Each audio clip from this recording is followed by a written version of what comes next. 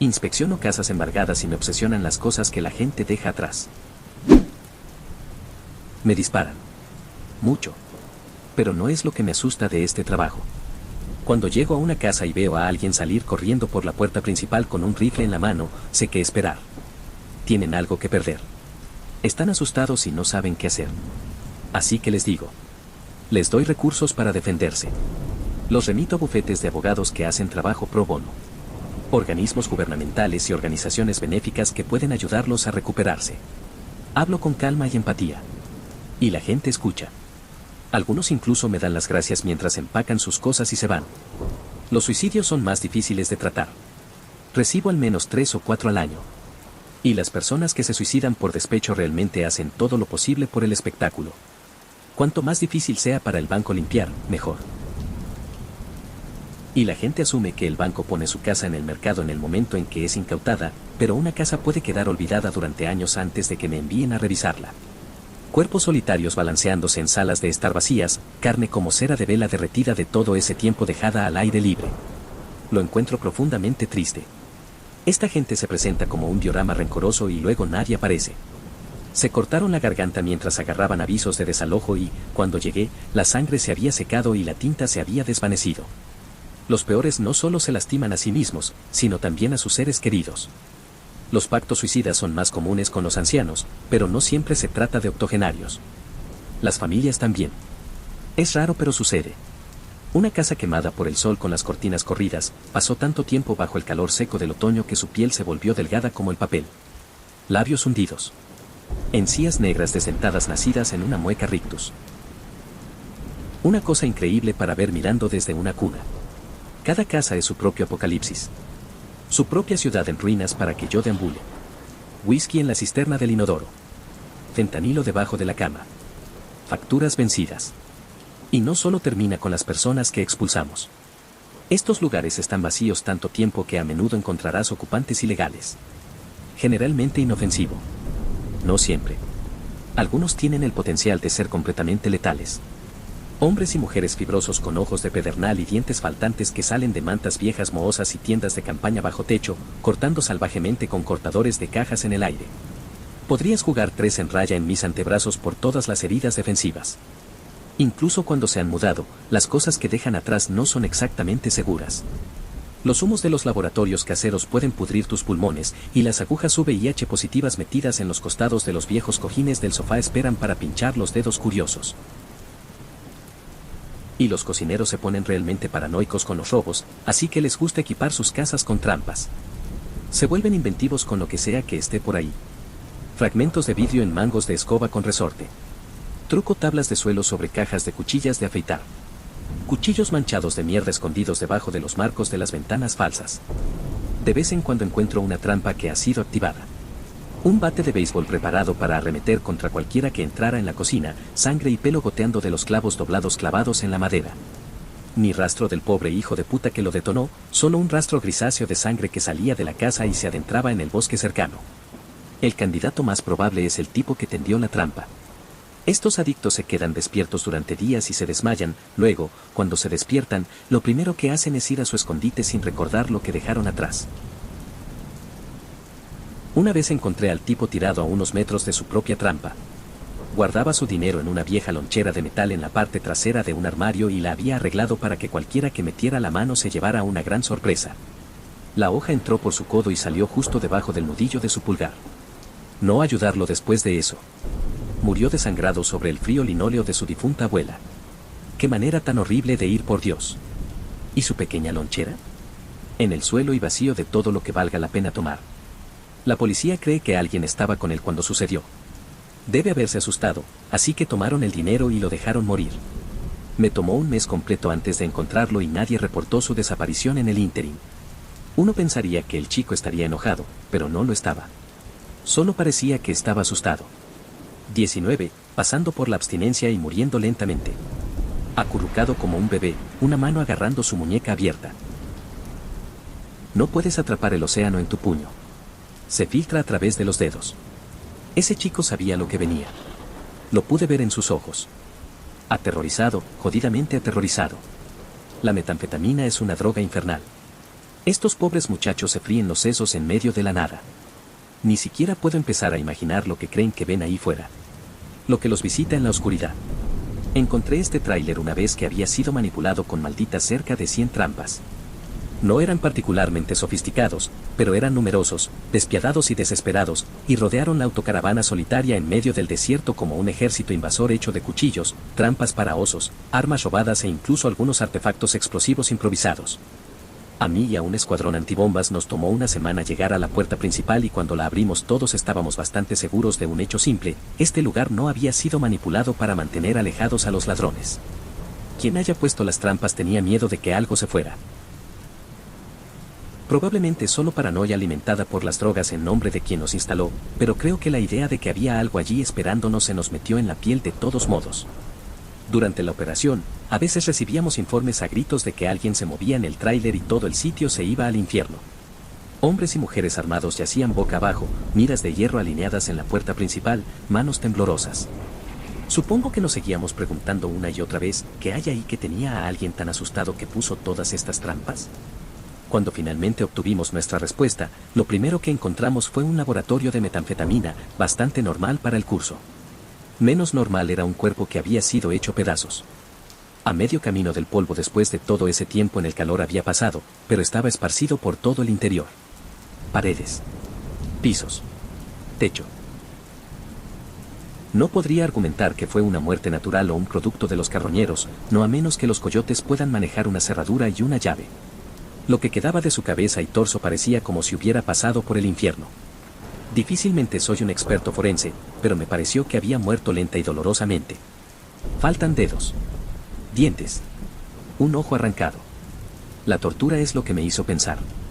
Incluso más extraño que todo eso fue lo que encontramos sentado en el mostrador de la cocina junto a todos esos vasos de precipitados rotos y equipo de química manchado. Una muñeca. No como la muñeca de un niño. Porcelana, como una pieza de coleccionista que había visto días mejores. Me asustó muchísimo, dadas las circunstancias y todo eso. No podía quitarme la sensación de que quienquiera que hubiera hecho todas esas trampas lo había hecho con esa cosa en mente. Lo que planteó la pregunta: ¿quién era el pobre hombre atrapado dentro del remolque? ¿Y qué le había pasado? Los policías lo descartaron. La metanfetamina es una droga infernal, eso dicen. Todos lo sabíamos. Solo que no estaba tan seguro. He visto muchas cosas raras. ¿Quién sabe qué visitó a ese pobre hombre en la naturaleza, tan lejos de la civilización? Mucha vida se vive en el mundo, en las llanuras o en los bosques y entre las colinas, lejos de miradas indiscretas. Tienes una idea de eso en mi trabajo. La gran cantidad de historias no contadas. Sueños fallidos, grandes triunfos. Lienzos abandonados. Guitarras bien gastadas. Hay days que iban y venían, o simplemente nunca llegaban. La mayoría de las historias siguen un ritmo. La mayoría, algunos, como esa muñeca, plantean preguntas profundas. Otros no son realmente historias en absoluto, sino pesadillas que esperan a la próxima víctima. Este mundo está lleno de agujas escondidas que esperan manos exploradoras. Hay raras ocasiones en las que aconsejaré al banco que no venda una propiedad. Se convierten en parte de una especie de zona prohibida que el gobierno ha establecido en todo el país. Solo veo fragmentos de esta maquinaria en funcionamiento. Lo que sea que la burocracia maneje está muy por encima de mi sueldo. Pero existe un sistema para gestionar lo peor de lo peor. Tampoco estoy hablando de fantasmas. Ninguno de los ejemplos que he dado hasta ahora serían candidatos. Suena jodido, lo sé. Frote la sangre. Raspe los cerebros. Retira los perdigones de escopeta del yeso. Si la próxima familia que se muda tiene que lidiar con los fantasmas de algunos torpes drogadictos o antiguos propietarios descontentos, que así sea. No, para que un lugar se considere prohibido, debe estar más allá de la recuperación y ser una amenaza activa para la vida, aunque ese es un ejemplo un poco extremo. La mayoría de las veces simplemente le echamos la culpa al radón o a los vapores de metanfetamina y lo condenamos. Tenía este lugar. Una casa de campo donde una familia de 5 había vivido durante casi 60 años. Cuando llegué allí, los niños eran adultos y los padres habían muerto hace un tiempo. Los niños se habían resistido a vender la casa familiar, trataron de mantenerse al día con los pagos. Pero tenían sus propias deudas y al final el banco consiguió su libra de carne. De un vistazo, la casa no se veía tan mal. Un poco deteriorado, seguro. Pero mis estándares son bajos. Crack en bajo. Las ventanas estaban intactas, sin grafitis. El techo no había sido desmantelado. La antena parabólica todavía estaba encendida. Desde donde estaba sentado en mi auto, bebiendo de un trago una botella de agua tibia que había estado dando vueltas en el espacio para los pies del pasajero, la casa estaba relativamente intacta excepto por la naturaleza y el tiempo. Algo en eso me hizo detenerme. Lástima que no escuché mi instinto diciéndome que era un poco extraño que una casa aislada no hubiera sido molestada durante tanto tiempo. Agarré las llaves que me había dado el sheriff y entré esperando un trabajo fácil. 3 horas más tarde estaba saliendo a rastras por una ventana de la cocina que había roto, la camisa y la piel de mi espalda cortadas en tiras. Tropecé hasta mi coche, el pecho a punto de estallar por los latidos de mi corazón, y mis ojos fijos en el marco de la ventana vacía de la que acababa de escapar. Una figura solitaria, apenas visible con el sol brillante en mis ojos, pero todavía demasiado sustancial para ser un mero fantasma. Mis heridas eran un testimonio de eso. Una vez que el médico terminó de curarme, me senté en la sala de espera y traté de llamar a los antiguos dueños. Los hermanos. Uno después del otro. Quería saber qué me había atacado, si alguien sabía en lo que me estaba metiendo. Habría mucho que pagar si es así. El hijo mayor fue el primero en responder. No entré todo de inmediato. Hice preguntas de sondeo, me tomé mi tiempo antes de mencionar el sótano. El tipo se rió cuando lo mencioné. Me dijo que de niño odiaba ir allí porque escuchaba los ruidos más extraños, como los gemidos de alguien. Todos pensaban que un fantasma vivía allí abajo en la oscuridad, y para evitar que se lastimaran o jugaran con cosas que no debían, su padre había embellecido a este fantasma, dándole un nombre. Marion, la llamó. Marion vivía en el sótano, escondida entre cajas de fotos y ropa viejas. Ella se echaba detrás de la cortadora de césped a medio desarmar, escabulléndose siempre a los lugares oscuros en el límite de tu vista. Marion tenía las uñas largas y un vestido de saco de harina demacrado. Tenía labios negros y una nariz puntiaguda y una verruga del tamaño de tu pulgar. Marion comía niños, su papá les había dicho con alegría. Y si Marion supiera que hay 3 niños del tamaño de un bocado viviendo justo encima de ella, saldría del sótano y subiría las escaleras arrastrándose con brazos tan largos como su cuerpo, y se escabulliría en sus habitaciones usando las sombras como tapadera, y empezaba por dar pequeños mordiscos a los pies descalzos que colgaban por el frío. ¿Qué pasa con ese congelador? ¿Alguna vez lo usaste? Yo pregunté. Oh, Dios, no, dijo. Incluso ahora ese sótano me da escalofríos, y ese congelador era donde vivía Marion, o eso pensábamos cuando éramos niños, así que nos mantuvimos alejados de él. Siempre estaba allí en la parte de atrás, luciendo viejo y olvidado. Creo que papá solía ir de casa cuando éramos pequeños y ahí es donde guardaba la carne, pero dejó todo eso antes de que yo cumpliera 5 años. Parecía sincero, así que no le dije lo que había encontrado en la casa al final de mi inspección. No sabía que detrás de ese congelador había una pared falsa, y detrás de esa pared, el sótano número 2. Hecho en casa. Dios sabe cómo se las arregló el padre para que nadie se diera cuenta, pero lo había desenterrado e hizo un espacio privado e insonorizado. Ahuecó una habitación del tamaño de la típica celda de una cárcel. Los muebles estaban gastados, deliberadamente. Un solo colchón apoyado contra una pared. Un grillete de hierro atornillado a los cimientos. Un sillón de dentista modificado con sujeciones. Y una mancha. Una vaga mancha de Rorschach de viejos marrones y casi verdes que se agrupaba hacia afuera desde un parche en la esquina. Tenía textura. Conocía esa mancha. Lo había visto antes. Residuo que queda después de que los profesionales hayan terminado de pelar un cadáver desecado de una superficie dura. Al principio supuse que alguien había movido la fuente de esa mancha. Incluso había huellas. Pero no se veían bien. Algo en ellos me hizo sentir mareado. No los habían dejado en el residuo. Estaban hechos de eso. Algo o alguien cubierto con esa cosa había estado pisando fuerte allí abajo. Hasta ese momento la inspección había sido mundana y aburrida, pero no todos los días te tropiezas con una mazmorra oculta. Ahora, de repente, se me presentó un gran secreto familiar, y uno que no tenía mucho sentido. Me quedé allí durante un buen minuto tratando de hacer encajar las piezas de ese rompecabezas. Alguien había movido un cadáver y se había cubierto de carne podrida, y luego había caminado dejando un rastro. ¿Por qué diablos lo habían hecho descalzos? ¿Y por qué no limpiarlo después? ¿Y cómo habían sido tan torpes y tan limpios a la vez? No había marcas de arrastre. Eché otro vistazo a esas huellas y algo dentro de mi estómago se agrió. Pies pequeños. El de una mujer. Todos conocemos esta historia. No me hagas repasarlo. Sótano en medio de la nada. Restricciones. Un hombre de familia del que nadie sospecha. Él había casado bien. Joder, enfermo. Entonces, ¿quién había muerto en ese sótano? ¿Y quién había dejado esas huellas? No todos estaban en el suelo, tampoco. Con una mano cada vez más temblorosa, seguí algunos hasta la pared donde montaron la superficie vertical y continuaron hacia arriba y hacia el techo.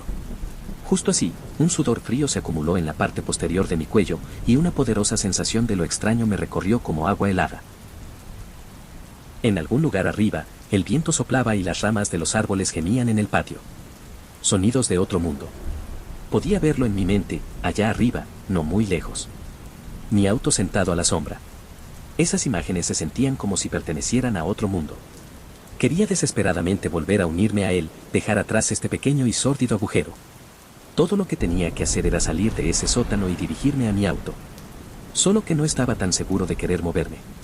Sentí que podría romper algo quebradizo, la noción de que el temor que sentía estaba todo en mi cabeza. Producto de una imaginación hiperactiva, nada más. Y, sin embargo, tenía la sensación de que si intentaba huir, la pesadilla se extendería al mundo real y me perseguiría. Incluso intenté decirme a mí mismo que no sabía qué había pasado en esa habitación. No es seguro. Podría haber sido un juego, uno jugado entre él y la esposa. Pero luego miré la silla de nuevo. En el cuero agrietado y deshilachado de correas antiguas. Había marcas de dientes en algunos de ellos. Respiré hondo y recuperé el control de mis piernas. A menos que viera algo vivo ahí abajo, tenía que asumir que realmente estaba solo ahí abajo, así que me di la vuelta y comencé a caminar. Ojos hacia adelante. La mente se armó de valor contra la miríada de pequeños gemidos y crujidos que se sentían como si me siguieran, yendo de sombra en sombra. No pude evitar llenar los espacios en blanco de la historia de ese sótano, incluso cuando me dije que parara. Tal vez ella murió primero. Tal vez lo hizo. Tal vez se aburrió y la dejó morir de hambre, o tal vez casi lo atraparon y decidió poner fin a todo. Tal vez robó algo afilado y se suicidó. Pero murió con certeza y permaneció muerta mucho tiempo. Al menos un par de meses para ese tipo de licuefacción.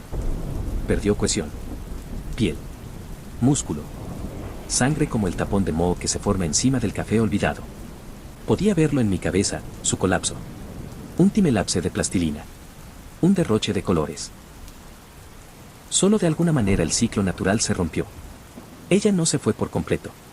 Y nadie vino a llevársela. Esas eran sus huellas en el suelo, las paredes y el techo, no. Ella se acostó. Ella murió. Y luego, de alguna manera, ella se volvió a levantar.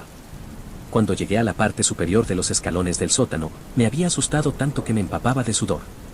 Hasta ahora, las únicas cosas que había visto en mi camino eran cajas viejas y cajones y cachivaches antiguos, cortadores de malas hierbas y sopladores de hojas con telarañas y logotipos obsoletos que se desvanecían. Pero eso no significaba que estaba solo. Había algo mal con ese lugar. Podía sentirlo. Un calor radiante. Un aura palpable de odio, incluso en ausencia de algo aparentemente real. Fue tan malo que cuando abrí la puerta sentí un momento de alivio infantil, un poco como cuando te sientes corriendo de vuelta a la cama después de ir al baño en medio de la noche, convencido de que un fantasma estaba a solo unos centímetros detrás de ti. Me reí, y algo frío y duro se envolvió alrededor de mi tobillo. Una mano se había estirado entre los listones de las escaleras, como si estuviera llegando directamente del mundo de fantasía a este donde las cosas son reales. Miré hacia abajo, el corazón me latía como un trueno en los oídos y lentamente comencé a procesar lo que estaba viendo en partes y partes. Primero fue la mano. Nudoso. Negro. Como una sombra mal dibujada visible solo porque captó la luz que entraba por la puerta abierta. Y luego, debajo, en la sombra, una cara como una calavera envuelta en una bolsa de basura, el plástico apretado para que pudieras ver el contorno sofocante de ojos vacíos y una boca abierta. Esperaba algo más húmedo, algo sacado de una mala película de terror. En realidad, lo que sea que había en ese sótano había sufrido una extraña transformación. Solo lo vi en partes, así que no puedo decir con seguridad cómo era todo. Pero seguro como la mierda que no se veía como un fantasma o un cadáver o cualquier otra cosa que hubiera visto o creído que había visto en la vida o en las películas. Parecía un monstruo, el verdadero negocio, y reaccioné como un niño al ver el coco. Hice un extraño gemido medio ahogado de miedo y me arranqué la pierna tan rápido que me sorprendí y me liberé. Pero lo que sea que se escondía debajo de esas escaleras fue rápido. Antes de que tuviera tiempo de dar otro paso, salió de su escondite, subió las escaleras y ya me estaba tirando al suelo.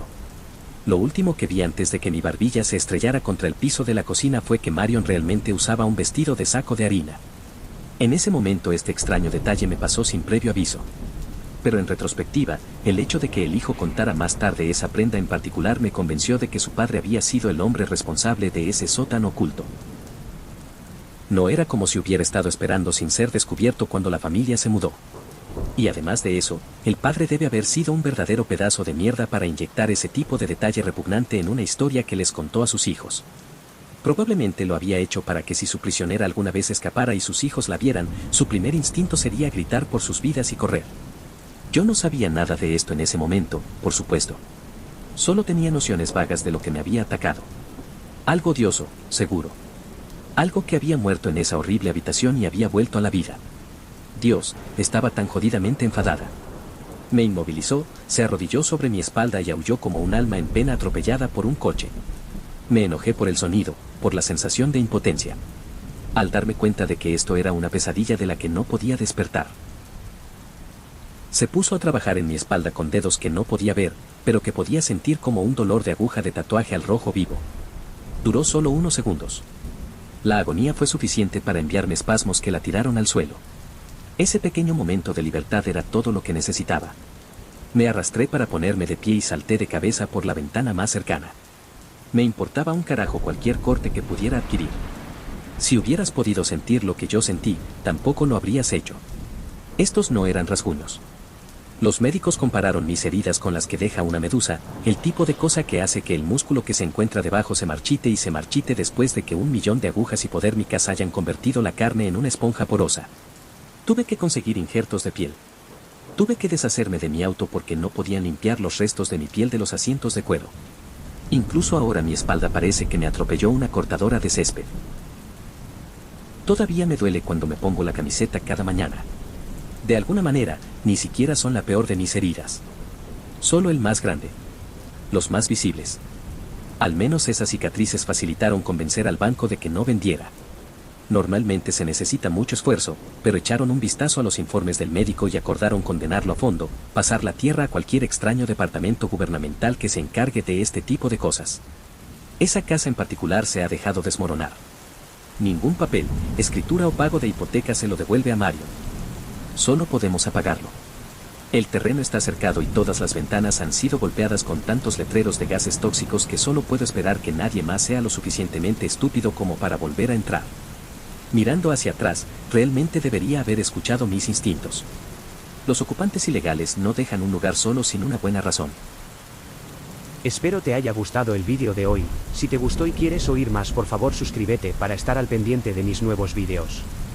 Hasta la próxima, Reddit Nautas.